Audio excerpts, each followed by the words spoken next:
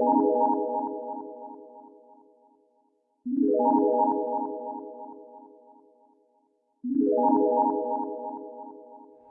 my name is Peyton, and I read The Nightingale as my BAM book.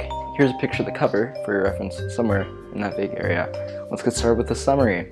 The Nightingale is about two sisters in the midst of World War II in France. So one of the sisters, Zeavin, lives in a village called, sorry I can't pronounce these French names, village of Courvois. She lives with her husband Antoine and her daughter.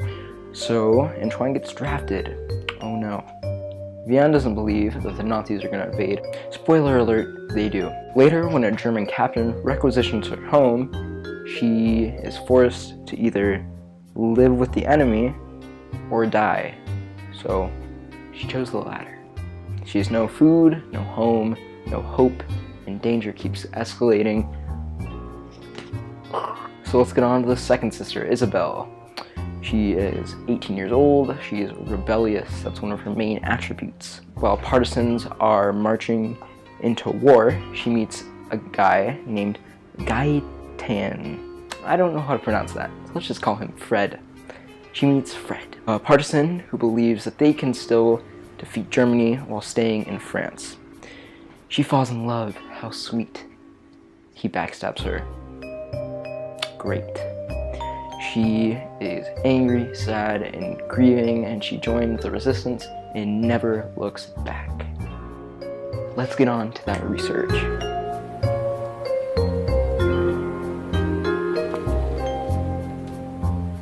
World War II brought a lot more good than you would expect. In fact, this conflict changed a lot of the ways that we live today. A lot of our modern inventions come from World War II, so let's get started with the top 5 most innovative inventions from World War II.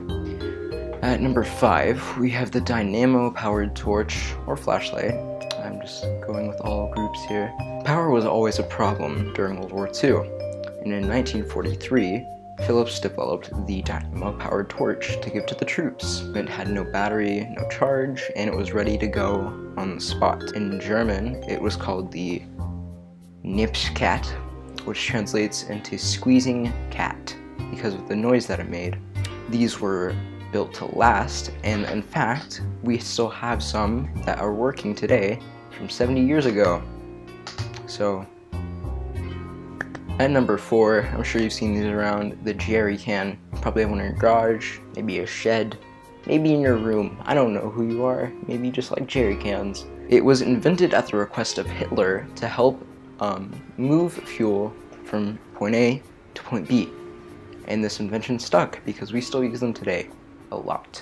This is on this list for many reasons, and one of the main ones being the engineering. First off, we have the handles. Jerry cans had 2 to 3 handles on each one, so it was very easy for 1 or 2 people to carry it, and when it was empty, one person could carry 2 in one hand because of the handles. Second, the shape makes it very durable. The previous containers they were using were very easy to shoot through and break. These ones lasted very well.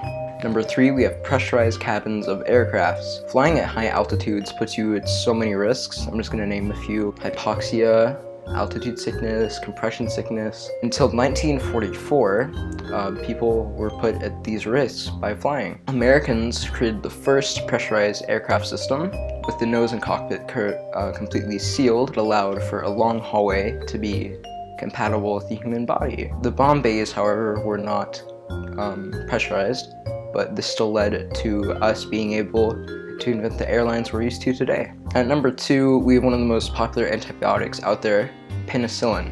This is used massively today, and it really helped in World War II. In fact, it prevented 12 to 15% of the deaths. This was discovered by Alexander, what's his last name? Fleming in 1928. However, it wasn't used until 1939 when it gained its popularity. It helped soldiers in the field survive. In 1943, the US War Production Board wanted to mass produce this antibiotic. By 1944, the US had dismissed 2.2 million doses. At number 1, we have the V2 rocket. This is the ancestor of all modern rockets, and it's the step that led us to landing on the moon, putting satellites in orbit, letting us use GPS systems, a lot of important stuff. It was the world's first intercontinental missile, and it had a range of about 200 to 225 miles. It could land at London 3 minutes after being launched in Holland. So this was my research section. I hope you enjoyed. I'm sorry I'm awkward, but